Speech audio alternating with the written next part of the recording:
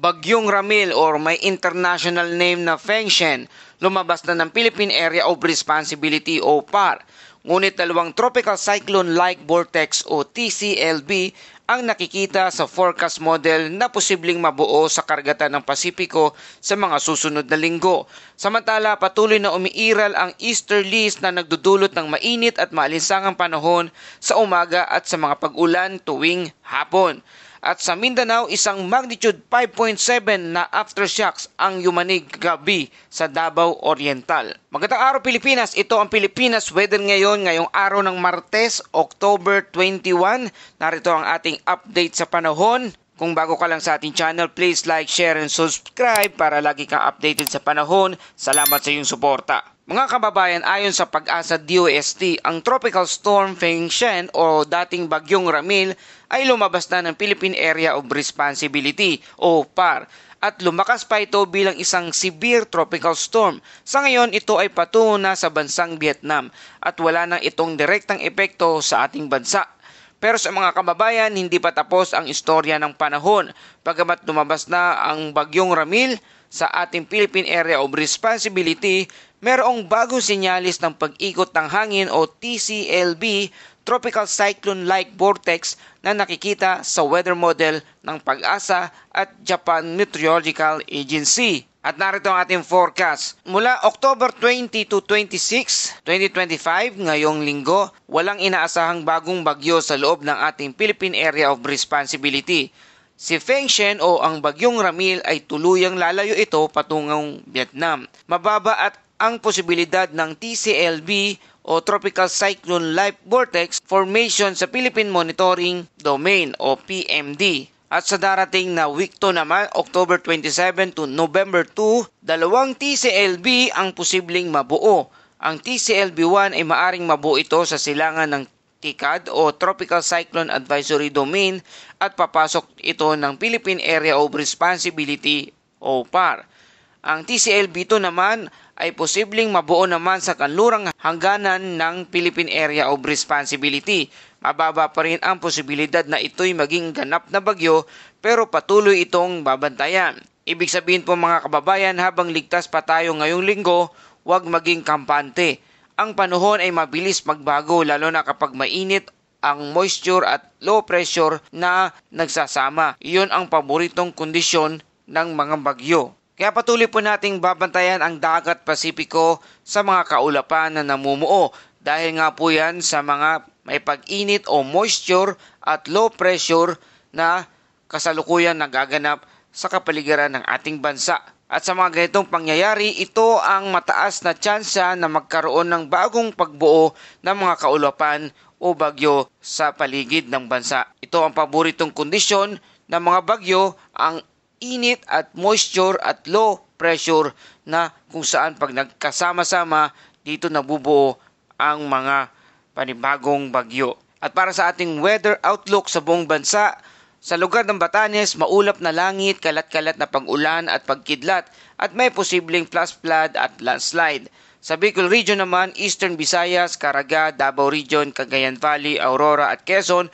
bahagyang maulap hanggang maulap na may isolated thunderstorm sa hapon o gabi.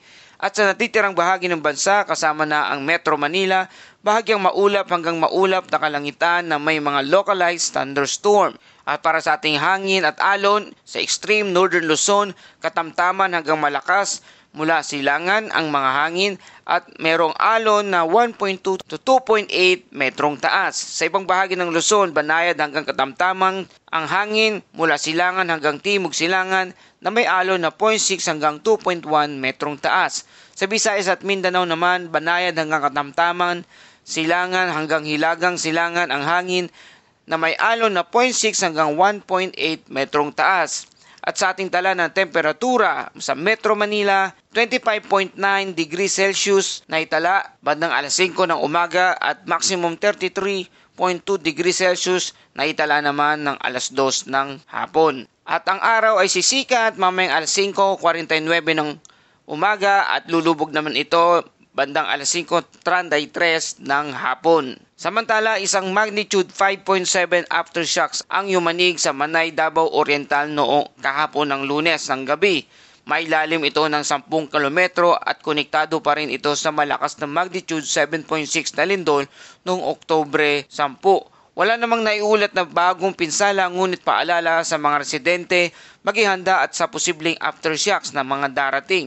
Lagi maghanda sa emergency bag na may tubig, flashlight, radyo at gamot at first aid kit. At i-check ang bitak o sira ng bahay lalo na sa pader at mga poste. At para sa ating Bible verse of the day, when you pass through the waters, I will be with you.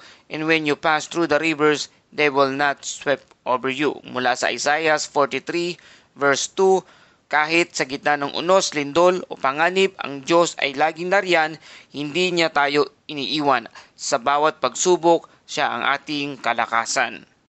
Mga kababayan, kung babalikan ang kasaysayan, ang pangalang Feng Shen ay ginamit na rin noong 2008, isang bagyong naging napakalakas. Tinaguri ang Typhoon Feng Shen or Frank na nagdulot ng malawakang pagbaha at trahedya sa Visayas, lalo na sa Panay at Iloilo.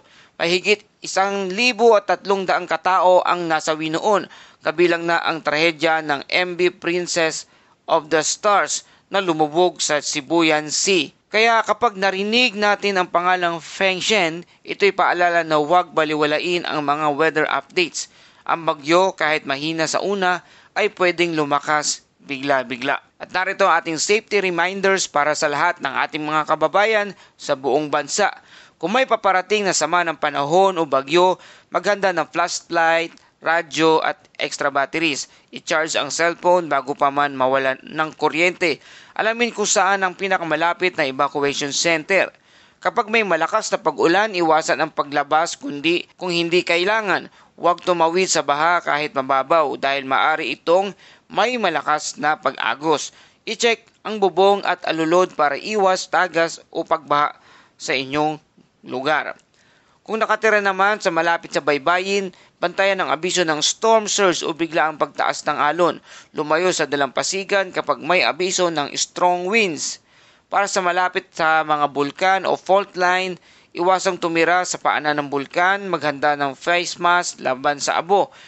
Maging alerto sa mga abiso ng T-box. Tandaan, ang kaligtasan ay hindi lang depende sa gobyerno o ahensya, kundi sa ating sariling disiplina at kahandaan, lalo't higit sa kaalaman at impormasyon na hatid kagaya ng channel na ito at ang mga ahensya tulad ng Pag-asa at T-box para sa ating panahon. Mga kababayan, kung titingnan natin ang pattern nitong Oktubre hanggang Nobyembre, ito ang yugto ng transition season ng bagyo. Minsan akala natin tapos na ang bagyo pero biglang may sumusulpot ng low pressure area o TCLB sa silangang Pasipiko.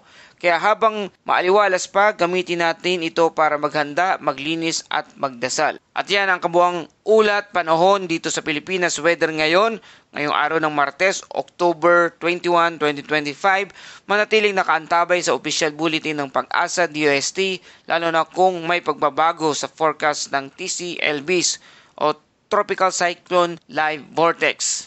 Mga kababayan, sa panahon ng unos, kaalaman ang sandata at pananampalataya ang lakas. Ito ang Pilipinas weather ngayon na lagi nagpapaalala, maghihanda, magiligtas, mag-alerto, ingat tayong lahat.